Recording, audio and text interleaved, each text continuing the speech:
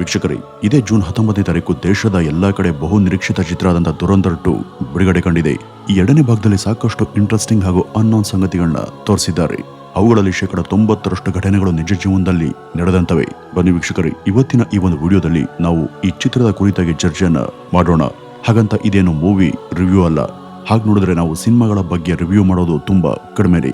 ಈ ದುರಂಧರ್ 2 ಚಿತ್ರದ real life ಘಟನೆಗಳ ರೆಫರೆನ್ಸ್ಗಳು ಎಲ್ಲೆಲ್ಲಿ ಇವೆ ಅಂತ ನಿಮಗೆ ಪರಿಚಯ ಮಾಡುವಂತ ಒಂದು ಸಣ್ಣ ಪ್ರಯತ್ನ ಅಷ್ಟೇ.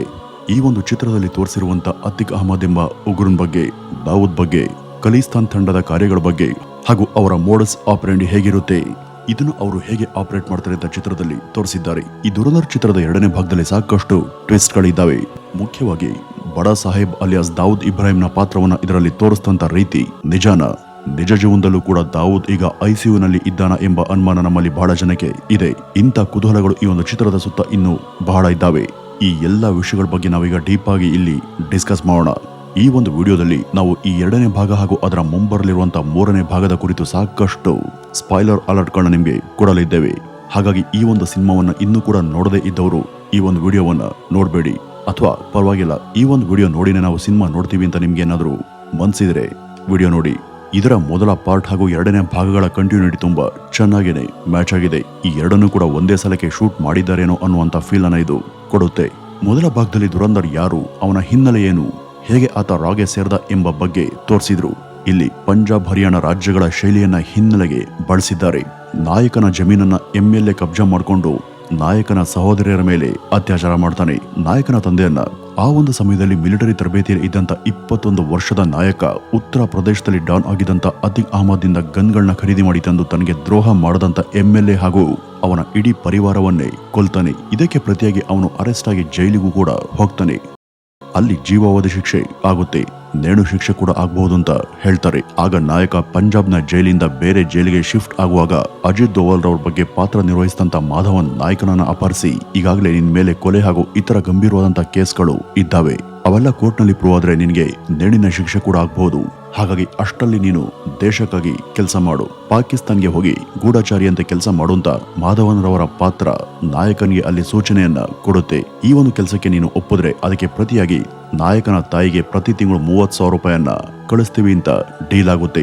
ಆಗ ನಾಯಕನ ಹೆಸರನ್ನ ಬದಲಾಯಿಸಿ ಅವನಿಗೆ ಟ್ರೈನಿಂಗ್ ಅನ್ನ ಕೊಟ್ಟು ಅವನ ವೇಷಭೂಷಣ ಬದಲಾಯಿಸಿ ಪಾಕಿಸ್ತಾನ್ಗೆ ಕಳಿಸ್ಕೊಡ್ತಾರೆ. ಆಕ್ಚುಲಿ ಈ ರೆಹಮಾನ್ ಡಕಾಯಿತ್ ಒಂದು ಲ್ಯಾಂಡ್ ಇಶ್ಯೂನಲ್ಲಿ ದಾವೂದ್ ತಮ್ಮಾದಂತ ನೂರ್ನನ್ನ ಕೊಂದು ಹಾಕ್ತಾನೆ. ಆಗ ದಾವೂದ್ ಫೋನ್ ನಲ್ಲಿ ನನ್ನ ತಮ್ಮನ್ನ ಕೊಲ್ಬೇಡ ಅಂತ ಎಷ್ಟು ಬೇಡ್ಕೊಂಡ್ರು ಕೂಡ ಈ ರೆಹಮಾನ್ ಡಕಾಯಿತ್ ಅವನನ್ನ ಕೊಂದು ಹಾಕ್ತಾನೆ.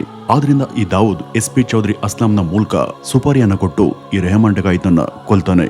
ಇದಾದ ನಂತರ ಜಸ್ಕರಣ್ ಅಲಿಯಾಸ್ ಅನ್ಜಾ ಅಲಿ ರೆಹಮಾನ್ ಅನ್ನ ಕೊಂದು ಲಿಯಾರಿ ಗ್ಯಾಂಗ್ಗೆ ಕಿಂಗ್ ಆಗ್ತಾನೆ. ಇದಾದ್ಮೇಲೆ ಈ ಅನ್ಜಾ ಅಲಿಯನ್ನ ನೋಡ್ಬೇಕು ಅಂತ ದಾವೂದ್ ಇಬ್ರಾಹಿಂ ಅವನಿಗೆ ಒಂದು ಇನ್ವಿಟೇಷನ್ ಅನ್ನ ಕಳುಹಿಸ್ತಾನೆ. ಆಗ್ಲೇ ನೋಡಿ ಫಸ್ಟ್ ಟೈಮ್ ಈ ಅನ್ಜಾ ಅಲಿ ದಾವೂದ್ ಅನ್ನ ಭೇಟಿಯಾಗುವಂತ ಸೀನ್. ಇನ್ನು 2014ರಲ್ಲಿ ನರೇಂದ್ರ ಮೋದಿ PM ಆಗುವಂತ ಸೀನ್ ಅನ್ನ ತೋರಿಸಿದ್ದಾರೆ. ಬಿಜೆಪಿ ಸರ್ಕಾರ ಬಂದಾಗ ದಾವೂದ್ ಮತ್ತು ISI ಬೇಜಾರಿಂದ ಇರೋ ತರ ತೋರಿಸಿದ್ದಾರೆ. ನಂತರ 2016ರಲ್ಲಿ ದಾವೂದ್ ಒಂದು ಮೀಟಿಂಗ್ ಅನ್ನ ಹಾಕೊಳ್ತಾನೆ. ಅಲ್ಲಿ ಅನ್ಜಾ ಅಲಿ, ಮೇಜರ್ ಇಕ್ಬಾಲ್ ಎಲ್ಲರನ್ನೂ ಕೂಡ ಕರೀತಾನೆ. ಅಲ್ಲಿ ಅವನು ಹೇಳೋದೇನಪ್ಪ ಅಂದ್ರೆ 2017ರಲ್ಲಿ UP ಎಲೆಕ್ಷನ್ ಬರ್ತದೆ, UPಯಲ್ಲಿ ಯಾರು ಗೆಲ್ತಾರೋ ಅವರೇ 2019ರಲ್ಲಿ PM ಆಗ್ತಾರೆ. ಹಾಗಾಗಿ ಈ ಒಂದು ಎಲೆಕ್ಷನ್ಗೆ 60,000 ಕೋಟಿ ಫೇಕ್ ಕರೆನ್ಸಿಯನ್ನ ನೇಪಾಳ್ನ ಮೂಲಕ ಭಾರತಕ್ಕೆ ತಲುಪಿಸುವಂತ ಯೋಜನೆಯನ್ನ ಹಾಕೊಳ್ತಾರೆ. ಈ ಒಂದು ಫೇಕ್ ಕರೆನ್ಸಿಯನ್ನ UPಯ ಪೊಲಿಟಿಷಿಯನ್ ಆದಂತ ಯಾಕೂಬ್ ಅನ್ಸಾರಿಯ ಮೂಲಕ ಅತಿಕ್ ಅಹಮದ್ಗೆ ತಲುಪಿಸಬೇಕು ಅಂತ ಈ ದಾವೂದ್ ಪ್ಲಾನ್ ಅನ್ನ ಮಾಡ್ಕೊಳ್ತಾನೆ. ಈ ಅತಿಕ್ ಅಹಮದ್ ಯಾರಪ್ಪ ಅಂದ್ರೆ ಸಮಾಜವಾದಿ ಪಾರ್ಟಿಯ ಒಬ್ಬ ಲೀಡರ್. ಇದಾದ್ಮೇಲೆ ಈ ಒಂದು ಮೀಟಿಂಗ್ ನ ರಹಸ್ಯವನ್ನ ಈ ಅನ್ಜಾ ಅಲಿ ಅಜಯ್ ಸನ್ಯಾಲ್ಗೆ ಲೀಕ್ ಮಾಡ್ತಾನೆ. ನಂತರ ಈ ಅಜಯ್ ಸನ್ಯಾಲ್ ತಕ್ಷಣ PM ಜೊತೆ ಒಂದು ಎಮರ್ಜೆನ್ಸಿ ಮೀಟಿಂಗ್ ಅನ್ನ ಮಾಡ್ತಾರೆ. ಇದಾದ ನಂತರನೇ 2016 ನವೆಂಬರ್ನಲ್ಲಿ ನರೇಂದ್ರ ಮೋದಿ ಅವರು 500 ಮತ್ತು 1,000 ರೂಪಾಯಿಗಳ ನೋಟನ್ನ ಬ್ಯಾನ್ ಮಾಡೋದು. ಇದರ ಪರಿಣಾಮ ಪಾಕಿಸ್ತಾನ ತಯಾರು ಮಾಡದಂತ 60,000 ಕೋಟಿ ಫೇಕ್ ಕರೆನ್ಸಿ ಸಂಪೂರ್ಣ ವೇಸ್ಟ್ ಆಗುತ್ತೆ. ಇನ್ನು ಇದಾದ್ಮೇಲೆ 2017 ಮಾರ್ಚ್ನಲ್ಲಿ UPನಲ್ಲಿ ಯೋಗಿ ಆದಿತ್ಯನಾಥ್ ಗೆಲ್ತಾರೆ. 2017 ಏಪ್ರಿಲ್ ತಿಂಗಳಲ್ಲಿ ಈ ಅತಿಕ್ ಅಹಮದ್ ಅರೆಸ್ಟ್ ಆಗ್ತಾನೆ. ನಂತರ ವಿಚಾರಣೆಯಲ್ಲಿ ಈ ಅತಿಕ್ ಅಹಮದ್ ಎಲ್ಲವನ್ನು ಕೂಡ ಒಪ್ಕೊಳ್ತಾನೆ. ಅಂದ್ರೆ ಪಾಕಿಸ್ತಾನ ISI ಜೊತೆ ನನಗೆ ಲಿಂಕ್ ಇದೆ ಮತ್ತೆ ನಾನು ಸಾಕಷ್ಟು ಫೇಕ್ ಕರೆನ್ಸಿ ಸ್ಮಗ್ಲಿಂಗ್ ಮಾಡಿದ್ದೇನೆ ಅಂತ ಕೂಡ ಆತ ಒಪ್ಕೊಂಡಿದ್ದ. ಈ ಒಂದು ಘಟನೆಗೆ ಸಾಕ್ಷಿ ಈ ಒಂದು ಆರ್ಟಿಕಲ್. ಡೈರೆಕ್ಟರ್ ಆದಿತ್ಯದಾರ್ ಅವರು ಈ ಒಂದು ರಿಯಲ್ ಇವೆಂಟ್ಸ್ ಅನ್ನ ಚೆನ್ನಾಗೇನೆ ಈ ಸಿನಿಮಾದಲ್ಲಿ ಉಪಯೋಗಿಸಿಕೊಂಡಿದ್ದಾರೆ. ಇನ್ನು ಈ ಅತಿಕ್ ಅಹಮದ್ ತುಂಬಾ ಡೇಂಜರ್ ವ್ಯಕ್ತಿ. ಈತ 2005ರಲ್ಲಿ BSP MLA ರಾಜುಪಾಲ್ ಅನ್ನೋನನ್ನ ಕೊಂದಿದ್ದ. ನಂತರ ಆ ಒಂದು ಕೇಸ್ನ ವಿಟ್ನೆಸ್ ಆದಂತ ಉಮೇಶ್ ಪಾಲ್ನನ್ನು ಕೂಡ ಈತ ಕೊಂದಿದ್ದ. ಇದನ್ ಮೇಲೆ ಹಲವಾರು ಕೇಸ್ಗಳಿದ್ವು. ಪಾಕಿಸ್ತಾನದಲ್ಲಿ ಇರುವಂತ ರೆಹಮಾನ್ ಡಕಾಯಿತ್ನ ಗ್ಯಾಂಗ್ ಪಂಜಾಬ್ ಬಾರ್ಡರ್ ನಲ್ಲಿ ಇರುವಂತ ಡ್ರೋನ್ಸ್ ನ ಮೂಲಕ ವೆಪನ್ಸ್ ಅನ್ನ ಸಪ್ಲೈ ಮಾಡ್ತಿತ್ತು. ಈ ಒಂದು ವೆಪನ್ಸ್ಗಳನ್ನ ಈ ಅತಿಕ್ ಅಹಮದ್ ಕಾಶ್ಮೀರ್ನ ಉಗ್ರಗಾಮಿಗಳಿಗೆ ಕೊಡ್ತಿದ್ದ.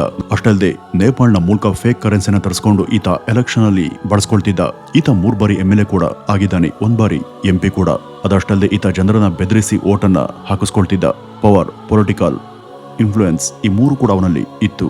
ಹೀಗೆಲ್ಲ ಮೆರೆದಂತ ಇವನನ್ನ 2017ರಲ್ಲಿ UPಯಲ್ಲಿ ಅಧಿಕಾರಕ್ಕೆ ಬಂದಂತ ಯೋಗಿ ಅವರ ಸರ್ಕಾರ ಬಂಧಿಸಿ 2023ರಲ್ಲಿ ಮೀಡಿಯಾ ಮುಂದೆ ಬೇಕು ಅಂತಾನೆ ಇವನನ್ನ ಎಲ್ಲಾ ಡಾನ್ಗಳು ಕೂಡ ನೋಡಿ ಬೆಚ್ಚಿ ಬೀಳುವ ಶೈಲಿಯಲ್ಲಿ ಇವನನ್ನ ಹೊಡೆದು ಮುಗಿಸಾಕಿದ್ರು. 2016 ನವೆಂಬರ್ ತಿಂಗಳಲ್ಲಿ ಆದಂತ ನೋಟ್ ಬ್ಯಾನಿಂದಾಗಿ ದಾವೂದ್ ಹಾಗೂ ಅವನ ಸಹಚಾರ ದೇಶ ದೋಚುವಂತ ಎಲ್ಲಾ ಪ್ಲಾನ್ ಹಾಗೂ ಸ್ಟ್ರಾಟಜಿಗಳು ಕೂಡ ಫೇಲ್ ಆದವು. ಆಗ ಈ ದಾವೂದ್ ತಗೊಂಡಂತ 2ನೇ ಸ್ಟ್ರಾಟಜಿ ಹೆಸರು ಖಲಿಸ್ತಾನವನ್ನ ಸಕ್ರಿಯಗೊಳಿಸೋದು. ಈ ಮೂಲಕ ಖಲಿಸ್ತಾನದ ಹೋರಾಟಗಾರರನ್ನ ಕಣಕ್ಕಿಳಿಸೋದು, ಗಲಾಟೆನ ಎಪ್ಸಿ ದೇಶದ ಆಂತರಿಕ ಭದ್ರತೆಯನ್ನು ಕೆಣಕಿ ಎಲ್ಲಾ ಕಡೆ ಹೋರಾಟದ ರಕ್ತಪಾತ ಆಗುವಂತೆ ಮಾಡೋದು, ಪಂಜಾಬ್ನ ಯುವಕರು ಮಿಲಿಟರಿಗೆ ಸೇರದಂತೆ ತಡೆಯೋದು.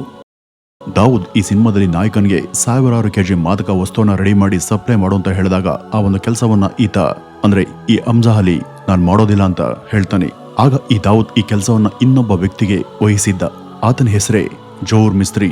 ಈತ ಯಾರು ಗೊತ್ತಾ? 1999ರಲ್ಲಿ ನಡೆದಂತ ಆಫ್ಘಾನಿಸ್ತಾನದ ಪ್ಲೇನ್ ಹೈಜಾಕ್ನಲ್ಲಿ ಈತನದೇ ಮುಖ್ಯ ಮಾಸ್ಟರ್ ಮೈಂಡ್ ಆಗಿತ್ತು. ಇವನು ಜಸ್ಟ್ 19 ಕೋಟಿ ರೂಪಾಯಿನ ತಗೊಂಡು 190 ಕೋಟಿಗೂ ಹೆಚ್ಚು ಮೌಲ್ಯದ ಮಾದಕ ವಸ್ತುವನ್ನ ಖಲಿಸ್ತಾನಿಗಳಿಗೆ ಮಾರ್ತಾನೆ. ಈ ಸಂಪೂರ್ಣ ಆಪರೇಷನ್ ಪಾಕಿಸ್ತಾನದ ISI ನೇತೃತ್ವದಲ್ಲಿ ನಡೆಯುತ್ತೆ. 1979ರಲ್ಲಿ ಪಾಕಿಸ್ತಾನ ಪಂಜಾಬ್ನಲ್ಲಿ ಆಪರೇಷನ್ KKಯನ್ನ ಶುರು ಮಾಡುತ್ತೆ. ಈ ರೀತಿ ಅಂದ್ರೆ ಆಪರೇಷನ್ ಖಲಿಸ್ತಾನ್ ಅಂಡ್ ಕಾಶ್ಮೀರ್ ಅಂತ ಅರ್ಥ. ಈ 2 ಪ್ರದೇಶಗಳನ್ನ ಭಾರತದಿಂದ ಬೇರ್ಪಡಿಸಬೇಕು ಅಂತ ಪಾಕಿಸ್ತಾನ ಸ್ಕೆಚ್ ಹಾಕುತ್ತೆ. ಹಾಗೂ ಕೇರಳದ PFI ಸಂಘಟನೆ ಕೂಡ ISIನ ಫಂಡಿಂಗ್ ನಿಂದಲೇ ಕೆಲಸ ಮಾಡ್ತಿದೆ ಅಂತ ಚಿತ್ರದಲ್ಲಿ ತೋರಿಸಿದ್ದಾರೆ. ವಾಸ್ತವವಾಗಿ ಈ ISIಗೆ ದಾವೂದ್ ಹಣ ಕೊಡ್ತಿದ್ದಾನೆ. ಈ ದಾವೂದ್ ತಾನು ಸಾಯುವಂತ ಮುನ್ನ ಹೇಗಾದ್ರೂ ಮಾಡಿ ಭಾರತವನ್ನು ನುಚ್ಚು ನೂರು ಮಾಡಲೇಬೇಕು ಅಂತ ಹೇಳ್ತಾ ಬಂದಿದ್ದಾನೆ. 2019ರಲ್ಲಿ ಇವರು ಇದೇ ಒಂದು ದುರುದ್ದೇಶದಿಂದನೇ ಖಲಿಸ್ತಾನದ ಹೋರಾಟವನ್ನ ಮತ್ತೆ ರಿಯಾಕ್ಟಿವೇಟ್ ಮಾಡಿದ್ರು. ಮಾದಕ ವಸ್ತುವನ್ನ ಪಂಜಾಬ್, ಗುಜರಾತ್ ಮತ್ತೆ ಜಮ್ಮು ಕಾಶ್ಮೀರಗಳ ಗಡಿಯಿಂದನೇ ಸೀಕ್ರೆಟ್ ಟನಲ್ಗಳ ಮೂಲಕ ಭಾರತಕ್ಕೆ ತಂದ್ರು. ಪಂಜಾಬ್ ಮತ್ತು ಹರಿಯಾಣಗಳಲ್ಲಿ ಯುವಕರನ್ನ ಸರ್ಕಾರದ ವಿರುದ್ಧ ತಿರುಗಿ ಬೀಳುವ ಹಾಗೆ ಎತ್ಕಟ್ಟಿದ್ರು. ಭಾರತ ಸರ್ಕಾರ ನಿಮ್ಗೆಲ್ಲ ಅನ್ಯಾಯ ಮಾಡ್ತಿದೆ, ಪಂಜಾಬಿನ ಪ್ರಜೆಗಳನ್ನ ಅದು ತುಳಿತಿದೆ, ರೈತರ ಹಕ್ಕುಗಳನ್ನ ಅದು ಕಸ್ಕೊಳ್ತಿದೆ, ಹೊಸ ಕಾನೂನುಗಳನ್ನ ಅದು ರೈತರಿಗಾಗಿ ಜಾರಿ ಮಾಡ್ತಿದೆ ಅಂತ ಮುಂತಾಗಿ ಅಪಪ್ರಚಾರ ಮಾಡಿ ಆ ಪ್ರಾಂತ್ಯಗಳ ಯುವಕರನ್ನ ಮಾದಕ ವಸ್ತುಗಳಿಗೆ ದಾಸರನ್ನಾಗಿಸಿ ಪಾಕಿಸ್ತಾನದ ISI ಈ ಖಲಿಸ್ತಾನದ ಉಗ್ರವಾದವನ್ನ ಹೇಗೆ ಪ್ರಚೋದನೆ ಮಾಡ್ತು, ಹೇಗೆ ಮುನ್ನೆಲೆಗೆ ತಂತು ಅಂತ ಈ ಚಿತ್ರದಲ್ಲಿ ಪರಿಣಾಮಕಾರಿಯಾಗಿ ತೋರಿಸಿದ್ದಾರೆ. ಅದಕ್ಕೆ ಆಧಾರವಾದಂತ 2020ರ ನವೆಂಬರ್ನ ಈ ಒಂದು ಲೇಖನವನ್ನ ಗಮನಿಸಿ. ಇದರಲ್ಲಿ ರಾ ಮತ್ತು ಇಂಟೆಲಿಜೆನ್ಸ್ ವಿಂಗ್ ಹಾಗೂ ಭಾರತದ ಮಿಲಿಟರಿ ಈ ಸೀಕ್ರೆಟ್ ಟನಲ್ಗಳನ್ನ ಕ್ಲೋಸ್ ಮಾಡಿದೆ ಅಂತ ಅದರಲ್ಲಿ ವಿವರ ಇದೆ. ಸಿನಿಮಾದಲ್ಲೂ ಕೂಡ ಈ ರಹಸ್ಯ ದ್ವಾರಗಳ ಮುಖ್ಯ ಮಾಹಿತಿಯನ್ನ ನಾಯಕ ಅಜಯ್ಗೆ ಸೀಕ್ರೆಟ್ ಆಗಿ ಕೊಡುವ ರೀತಿ ತೋರಿಸಿದ್ದಾರೆ. ಇದರ ನಂತರ ಅಮೃತ್ ಪಾಲ್ ಸಿಂಗ್ ದುಬೈನಿಂದ ಕೆನಡಾದಲ್ಲಿ ಟ್ರೈನಿಂಗ್ ಅನ್ನು ತಗೊಂಡು ಪಂಜಾಬ್ಗೆ ಬರ್ತಾನೆ ಹಾಗೂ ಇಲ್ಲಿ ಉಗ್ರವಾದವನ್ನ ಶುರು ಮಾಡ್ತಾನೆ. ಇಲ್ಲಿಯ ಪೊಲೀಸ್ ಸ್ಟೇಷನ್ ಅನ್ನೇ ಬೆಂಕಿ ಇಟ್ಟು ನಾಶ ಮಾಡ್ತಾರೆ. ಮಾದಕ ವಸ್ತುಗಳಿಗೆ ಅಡಿಕ್ಟ್ ಆಗಿ ರಿಹ್ಯಾಬ್ ಕೇಂದ್ರದಲ್ಲಿ ಇರುವಂತ 2 ವೆಪನ್ಸ್ ಅನ್ನ ಕೊಟ್ಟು ಭಾರತ ಸರ್ಕಾರಕ್ಕೆ ವಿರುದ್ಧವಾಗಿ ಖಲಿಸ್ತಾನದ ಚಳುವಳಿಗೆ ಕುಮ್ಮಕ್ಕನ್ನ ಕೊಡ್ತಾರೆ. ಇದೆಲ್ಲದರ ಹಿಂದೆ ಇರೋದು ಪಾಕಿಸ್ತಾನದ ISI ಸಂಘಟನೆ ಅಂತ ಚಿತ್ರದ ಉದ್ದಕ್ಕೂ ಹೇಳಲಾಗಿದೆ. 2023ರ ಜೂನ್ನಲ್ಲಿ ಖಲಿಸ್ತಾನದ ಮುಖ್ಯಸ್ಥಾದಂತ ಅವತಾರ್ ಸಿಂಗ್ ಖಾಂಡಾ ಎಂಬ ಸದೃಢ ಹಾಗೂ ಆರೋಗ್ಯವಂತ ವ್ಯಕ್ತಿ ಇದ್ದಕ್ಕಿದ್ದ ಹಾಗೆ ಹಾರ್ಟ್ ಅಟ್ಯಾಕ್ ನಿಂದ ಆಸ್ಪತ್ರೆಯಲ್ಲಿ ಸತ್ತು ಹೋಗ್ತಾನೆ. ಹಾಗೆ ನೋಡಿದ್ರೆ ವಾಸ್ತವವಾಗಿ ಇವನನ್ನ ಕೆಲ ಅಪರಿಚಿತ ವ್ಯಕ್ತಿಗಳು ನಿಗೂಢ ರೀತಿಯಲ್ಲಿ ಸಾಯಿಸ್ತಾರೆ. ಕೆನಡಾದಲ್ಲಿ ಖಲಿಸ್ತಾನ್ ಲೀಡರ್ ಆಗಿದ್ದಂತ ಹರ್ದೀಪ್ ಸಿಂಗ್ ನಿಜ್ಮಾರ್ನನ್ನ ಯಾರು ಗುರುತು ಪರಿಚಯ ಇಲ್ಲದಂತ ವ್ಯಕ್ತಿಗಳು ಶೂಟ್ ಮಾಡಿ ಸಾಯಿಸ್ತಾರೆ. 2023ರ ಸೆಪ್ಟೆಂಬರ್ನಲ್ಲಿ ಸುಕ್ತುಲ್ ಸಿಂಗ್ ನನ್ನು ಕೂಡ ಇದೇ ರೀತಿ ಕೊಲ್ಲಲಾಯಿತು. ಈ ಫಾರಿನ್ ಪ್ರೊ ಖಲಿಸ್ತಾನಿ ಉಗ್ರರಿಗೆ ದಾವೂದ್ ಹಾಗೂ ಪಾಕ್ನ ISI ನಿಂದಲೇ ಫಂಡಿಂಗ್ ಬರ್ತಾ ಇದೆ ಅಂತಲೂ ಕೂಡ ತೋರಿಸಲಾಗಿದೆ. ಇನ್ನು 2014ರಲ್ಲಿ ಕೇಂದ್ರದಲ್ಲಿ ಬಿಜೆಪಿ ಅಧಿಕಾರಕ್ಕೆ ಬಂದ ನಂತರದಿಂದ ದಾವೂದ್ ಬಹಳ ಸೀರಿಯಸ್ ಆಗಿ ಹೋಗ್ತಾನೆ. ISI ಮೇಜರ್ ಇಕ್ಬಾಲ್ನನ್ನ ಹತ್ರ ಕರೆದು ಈ ಪಕ್ಷ ಹೇಗ್ ಗೆಲ್ತು, ವೈಟ್ NGOಗಳಿಗೆ ಫಂಡಿಂಗ್ ಮಾಡದೆ ಅಂತ ಹೇಳಿದ್ಯಲ್ಲ, ನಮ್ಗೆ ಬೇಕಾದ ಪಕ್ಷನೇ ಅಧಿಕಾರಕ್ಕೆ ಬರುತ್ತೆ ಅಂತ ಹೇಳಿದ್ಯಲ್ಲ, ಹಾಗಿದ್ದಾಗ ಈ ಬಿಜೆಪಿ ಈಗ ಹೇಗ್ ಗೆಲ್ತು ಅಂತ ದಾವೂದ್ ಅವನನ್ನ ಪ್ರಶ್ನೆ ಮಾಡ್ತಾನೆ. ಇಲ್ಲಿ ಈ ದಾವೂದ್ ಆಮ್ ಆದ್ಮಿ ಪಕ್ಷವನ್ನ ಹಿಂಟ್ ಮಾಡಿ ಮಾತಾಡಿದ್ದು. 2014ರಲ್ಲಿ ಅಣ್ಣಾ ಹಜಾರೆ ಅವರ ಹೋರಾಟದ ನಂತರ ಅರವಿಂದ್ ಕೇಜ್ರಿವಾಲ್ ದೇಶದ PM ಆಗ್ತಾರೆ ಅಂತ ಅನ್ಕೊಂಡಿತ್ತು. 2014ರಲ್ಲಿ ಆಮ್ ಆದ್ಮಿ ಪಕ್ಷ 430 MP ಸೀಟ್ಗಳಲ್ಲಿ ಕಂಟೆಸ್ಟ್ ಮಾಡಿತ್ತು. ಆದ್ರೆ ಅದು ಪಂಜಾಬ್ನಲ್ಲಿ ಮಾತ್ರ ಕೇವಲ 4 ಸೀಟನ್ನ ಗೆದ್ದಿದ್ದು.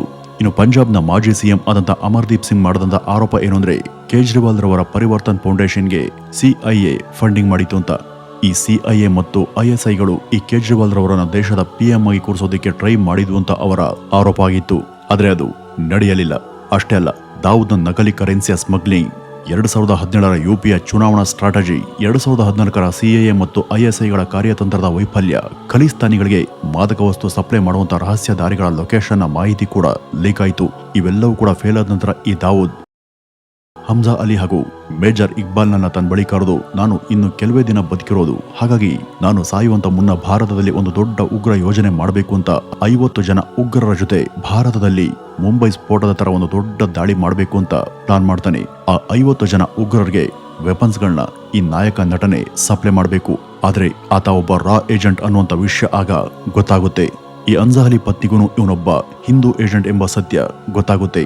ಹಾಗಾಗಿ ಈಗ ಸಮಯ ಕಡಿಮೆ ಇದೆ ಅಂತ ನಾಯಕ ನಟ ಪಾಕಿಸ್ತಾನದ ಎಲ್ಲಾ ಉಗ್ರರನ್ನು ಕೂಡ ಕೊಲ್ಲೋದಿಕ್ಕೆ ಮುಂದಾಗ್ತಾನೆ. ಪ್ಲೇನ್ ಅನ್ನ ಹೈಜಾಕ್ ಮಾಡದಂತ ಜೌರ್ನನ್ನ, ಫೇಕ್ ನೋಟ್ಗಳನ್ನ ತಯಾರು ಮಾಡದಂತ ಜಾವೀದ್ ಖಾನ್ ನನ್ನ, ಲಷ್ಕರ್ ಸಂಘಟನೆಯ ಸೀನಿಯರ್ ಕಮಾಂಡೋಗಳಾದಂತ ಎಲ್ಲರನ್ನು ಕೂಡ ಈತ ಸಾಯಿಸ್ತಾ ಹೋಗ್ತಾನೆ. ಕೊನೆಗೆ ಈ ದಾವೂದ್ ಕಡೆಯ 50 ಜನ ಉಗ್ರರು ಉಗ್ರವಾದದ ಸಭೆಗೆ ಒಂದು ಕಡೆ ಸೇರಿರ್ತಾರೆ. ಕೆಲವೇ ದಿನಗಳಲ್ಲಿ ಭಾರತದ ಅತಿ ದೊಡ್ಡ ದಾಳಿ ಮಾಡೋದಕ್ಕೆ ಪ್ಲಾನ್ ಅನ್ನ ಮಾಡ್ತಿರ್ತಾರೆ. ಈ 50 ಜನರನ್ನ ನಾಯಕ ಹೇಗೆ ಯಾವ ರೀತಿ ಕೊಲ್ತಾನೆ ಅನ್ನೋದೇ ಇದರ 2ನೇ ಭಾಗದ ಕ್ಲೈಮ್ಯಾಕ್ಸ್ ಹಾಗೂ ಮೇಜರ್ ಇಕ್ಬಾಲ್ ನನ್ನ ಹೇಗ್ ಕೊಂದು ಮುಗಿಸಿದ್ರು ಅನ್ನೋದನ್ನ ಈ ಚಿತ್ರದ ಕೊನೆಯಲ್ಲಿ ತೋರಿಸಿದ್ದಾರೆ. ಚಿತ್ರದಲ್ಲಿ ಪಾಕಿಸ್ತಾನದ ISI ಅಮಾಯಕರಾದಂತ ಬಲೂಚ್ನ ವಿದ್ಯಾರ್ಥಿಗಳನ್ನ ಕಾಲೇಜಿಂದ ಅಪಹರಿಸಿ ಯಾವ ರೀತಿ ಕೊಲ್ಲುತ್ತೆ ಅಂತಾನು ಕೂಡ ತೋರಿಸಿದ್ದಾರೆ. ಇದಕ್ಕೆ ಸಾಕ್ಷಿಯಾಗಿ ಈ ಒಂದು ಲೇಖನದ ವಿವರವನ್ನ ಗಮನಿಸಿ ನೋಡಿ. ಕೊನೆಗೆ ನಾಯಕ ನಟ ಪಾಕಿಸ್ತಾನಕ್ಕೆ ಸಿಕ್ಬೀಳ್ತಾನೆ. ಅವರು ಇವನನ್ನ ಚಿತ್ರವಧೆ ಮಾಡ್ತಾರೆ. ನಾಯಕನನ್ನ ಬಿಡಿಸೋದಿಕ್ಕೆ ಅಜಯ್ ಅವರು ಕೊನೆಯಲ್ಲಿ ಪಾಕ್ನ ಒಬ್ಬ ದೊಡ್ಡ ಆಫೀಸರ್ ಒಬ್ಬರಿಗೆ ಕಾಲ್ ಮಾಡಿ ಪಾಕಿಸ್ತಾನಕ್ಕೆ ಹಾಗೂ ಇಸ್ರೇಲ್ನ ಮೊಸಾದ್ಗೂ ಇರುವಂತ ಸಂಬಂಧವನ್ನ ಪಾಕಿಸ್ತಾನದ ಮೀಡಿಯಾಗೆ ತಿಳಿಸ್ತೀನಿ, ಆಗ ನಿಮ್ಮ ಪ್ರಜೆಗಳೇ ನಿಮ್ಮ ವಿರುದ್ಧ ತಿರುಗಿ ಬೀಳ್ತಾರೆ ಅಂತ ಬೆದರಿಕೆಯನ್ನ ಹಾಕ್ತಾರೆ.